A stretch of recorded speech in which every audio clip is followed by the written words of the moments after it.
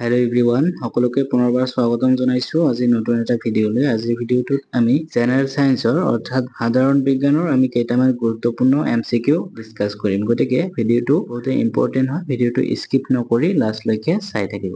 আজিৰ ভিডিঅৰ ফাৰ্ষ্ট কোৱেশ্চনটো আছে ট্ৰানজিস্টৰ কোনটো দশকত আৱিষ্কৃত হৈছিল? ইয়াতে অপচন কেইটাৰ ভিতৰত কাৰেক্ট অপচনটো হ'ব অপচন A 1940 1940 চনত ট্ৰানজিস্টৰ আৱিষ্কৃত হৈছিল। নেক্সট কুৱেশ্চনটো আছে প্ৰথম মেইন ফ্ৰেম কম্পিউটাৰটোৰ নাম কি? এটা অপচন চাৰিটা দি আছে। ইয়াৰ ভিতৰত কাৰেক্ট অপচনটো হ'ব অপচন বি ENIAC। প্ৰথম মেইন ফ্ৰেম কম্পিউটাৰটোৰ নাম হৈছে ENIAC। ইয়াৰ পিছৰ কুৱেশ্চনটো সুধিছে RAM মানে কি? অৰ্থাৎ RAM মানে কি সুধিছে। ইয়াৰ কাৰেক্ট অপচনটো হ'ব অপচন এ ৰেণ্ডম এক্সেছ মেমৰি। অৰ্থাৎ RAM মানে হৈছে ৰেণ্ডম এক্সেছ মেমৰি। নেক্সট কুৱেশ্চনটো সুধিছে তলৰ কোনটো ইন্টাৰনেটৰ লগত জড়িত নহয়? এটা অপচন চাৰিটাৰ ভিতৰত কাৰেক্ট অপচনটো হ'ব অপচন চি CD-ROM। অৰ্থাৎ CD-ROM যিটো দিয়া আছে এইটো ইন্টাৰনেটৰ লগত জড়িত নহয়। ইয়াৰ পিছত নেক্সট কুৱেশ্চনটো সুধিছে বিশ্ব জনসংখ্যা দিৱস কিমান তাৰিখে পালন কৰা হয়? ইয়াতে চাৰিটা অপচনৰ ভিতৰত কাৰেক্ট অপচনটো হ'ব অপচন চি 10 ডিচেম্বৰ। অৰ্থাৎ 10 ডিচেম্বৰ তাৰিখে বিশ্ব জনসংখ্যা দিৱস পালন কৰা হয়। ইয়াৰ পিছত নেক্সট কুৱেশ্চনটো সুধিছে ফল-মূল পকাবৰ বাবে কি গেছ ব্যৱহাৰ কৰা হয়? ইয়াতে চাৰিটা অপচনৰ ভিতৰত কাৰেক্ট অপচনটো হ'ব অপচন বি ইথিলিন। অৰ্থাৎ ফল-মূল পকাবৰ বাবে ইথিলিন গেছ ব্যৱহাৰ কৰা হয়। নেক্সট কুৱেশ্চনটো সুধিছে পানীৰ ৰাসায়নিক সংকেত কি? এইটো চাগে সকলোৱে জানে পানীৰ ৰাসায়নিক সংকেত হৈছে অপচন কেইটাৰ ভিতৰত কাৰেক্ট অপচনটো হ'ব অপচন বি H2O। H2O হৈছে পানীৰ ৰাসায়নিক সংকেত। ইয়াৰ পিছত নেক্সট কুৱেশ্চনটো সুধিছে তলৰ কোনটো মৌল সকলো ধৰণৰ এচিডত পোৱা যায়? ইয়াতে অপচন দিয়া আছে। অপচন কেইটাৰ ভিতৰত কাৰেক্ট অপচনটো হ'ব অপচন এ হাইড্ৰজেন। হাইড্ৰজেন মৌলটো সকলো ধৰণৰ এচিডত পোৱা যায়।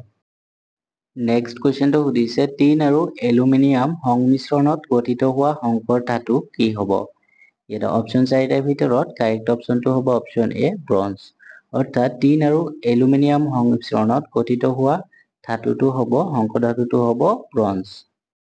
ইয়াৰ পিছৰ কুৱেশ্চনটো সুধিছে কোনটো ধাতু পানীত জ্বলি উঠে?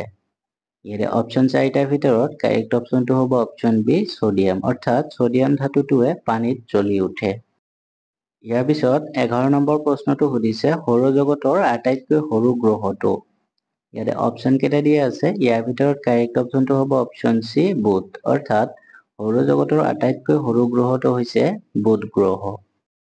ইয়াৰ পিছত 12 নম্বৰ প্ৰশ্নটো সুধিছে মূলৰ দ্বাৰা শোষিত পানীৰ কিমান শতাংশ সালোক সংশ্লেষণত ব্যৱহৃত হয়? ইয়াতে অপচন কেইটাৰ ভিতৰত কাৰেক্ট অপচনটো হ'ব অপচন এ 1%। অৰ্থাৎ মূলৰ দ্বাৰা শোষিত পানীৰ 1% সালোক সংশ্লেষণত ব্যৱহৃত হয়।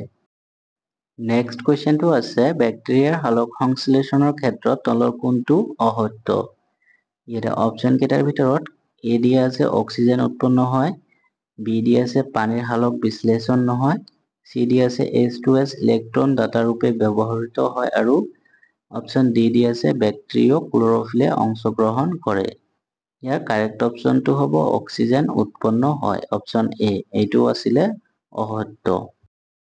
ইয়াৰ পিছত 14 নম্বৰ প্ৰশ্নটো সুধিছে তলৰ কোনবিধ পূৰ্ণ মূল পৰজীৱী নহয়?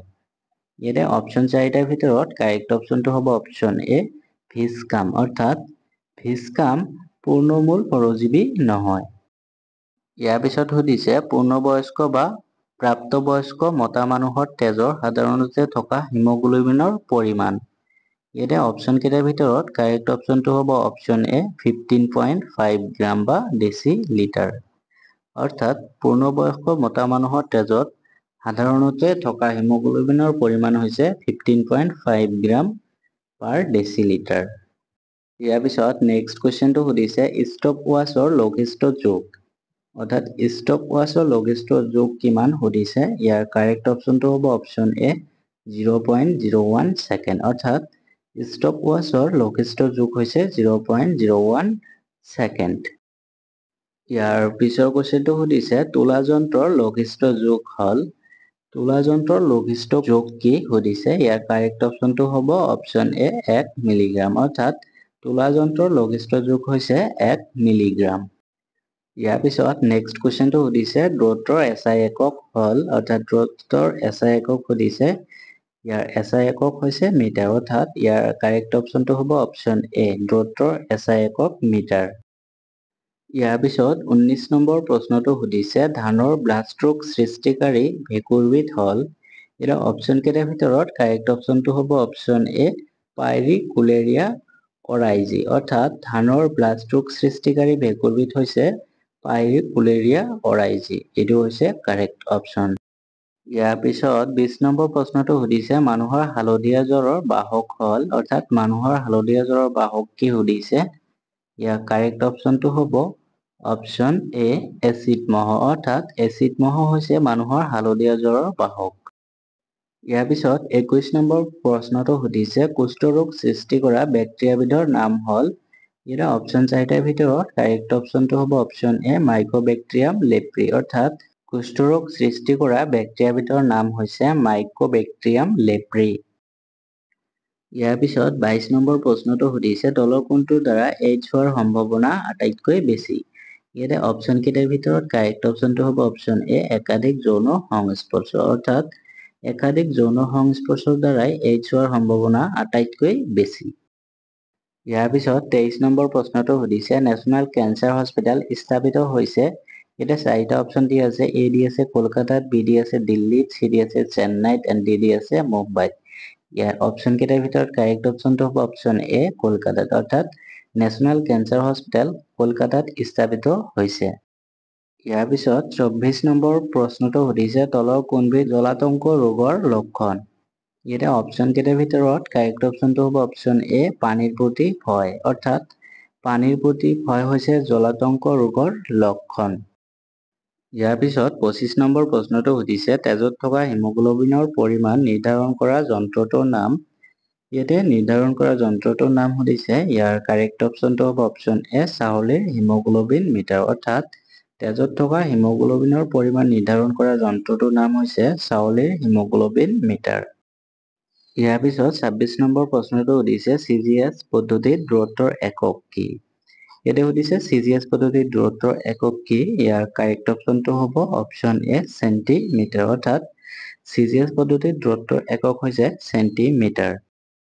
ইয়াৰ পিছত 28 নম্বৰ প্ৰশ্নটো সুধিছে তলৰ কোনটো বেগৰ ক্ষেত্ৰত সত্য নহয়। ইয়াতে সুধিছে চাৰিটা অপশ্যন দিয়া আছে, ইয়াত কোনটো বেগৰ ক্ষেত্ৰত সত্য নহয়। ইয়াৰ কাৰেক্ট অপশ্যনটো হ'ব অপশ্যন ডি বেগ অপৰিৱৰ্তনশীল। এই অপশ্যনটো সত্য নহয়। ইয়াৰ পিছত 28 নম্বৰ প্ৰশ্নটো সুধিছে কলচী উদ্ভিদত থকা এবিধ পাচক ৰস হ'ল। ইয়াতে অপশ্যন কেইটা দিয়া আছে। ইয়াৰ ভিতৰত কাৰেক্ট অপশ্যনটো হ'ব অপশ্যন এ ট্ৰিপচিন, অৰ্থাৎ কলচী উদ্ভিদত থকা এবিধ পাচক ৰস হৈছে ট্ৰিপচিন। ইয়াৰ পিছত 29 নম্বৰ প্ৰশ্নটো সুধিছে ৰ'দ মুকুতাৰ পাতৰ সংখ্যা হ'ল, অৰ্থাৎ ৰ'দ মুকুতা নামৰ এটা গছ আছে, এইটোৰ পাতৰ সংখ্যা কিমান সুধিছে। ইয়াৰ কাৰেক্ট অপশ্যনটো হ'ব অপশ্যন এ, অৰ্থাৎ 6ৰ পৰা 12টা, অৰ্থাৎ ৰ'দ মুকুতাৰ পাতৰ সংখ্যা হৈছে 6ৰ পৰা 12টা। চৰি ইয়াতে অপশ্যন বি উঠিছে, ইয়াতে অপশ্যন এ হ'ব। ইয়াৰ পিছত আজিৰ ভিডিঅ'ৰ লাষ্ট কুৱেশ্যনটো সুধিছে 30 নম্বৰ কুৱেশ্যন, যিটো SI এককত কাৰ্যৰ একক হ'ল। ইয়াতে অপশ্যন দিয়া আছে, ইয়াৰ ভিতৰত কাৰেক্ট অপশ্যনটো কি হ'ব। ইয়াৰ কাৰেক্ট অপশ্যনটো হ'ব অপশ্যন এ জুল, অৰ্থাৎ SI এককত কাৰ্যৰ একক হৈছে জুল। সকলোৱে মনত ৰাখিব। চ' আজিৰ ভিডিঅ'টোত ইমানেই। ভিডিঅ'টো যদি ভাল পাইছে তেন্তে লাইক কৰিব এটা, আৰু আপুনি যদি এতিয়ালৈকে আমাৰ চেনেলটো ছাবস্ক্ৰাইব কৰা নাই অনুগ্ৰহ কৰি ছাবস্ক্ৰাইব কৰি ল'ব, আৰু আপুনি যদি ফেচবুকৰ পৰা চাই আছে ফেচবুক পেজটো ফ'ল' কৰি ল'ব। আৰু যদিহে আপুনি আগৰ পাৰ্টকেইটা এতিয়ালৈকে চোৱা নাই তেন্তে ডিছক্ৰিপশ্যনত প্লেলিষ্টৰ লিংক দিয়া আছে, তাতে ক্লিক কৰি সকলোবোৰ পাৰ্ট চাব পাৰিব। বহুতে গুৰুত্বপূৰ্ণ পাৰ্টকেইটা বনোৱা আছে। গতিকে আজিলৈকে ইমানেই। থেংকছ ফৰ ৱাচিং।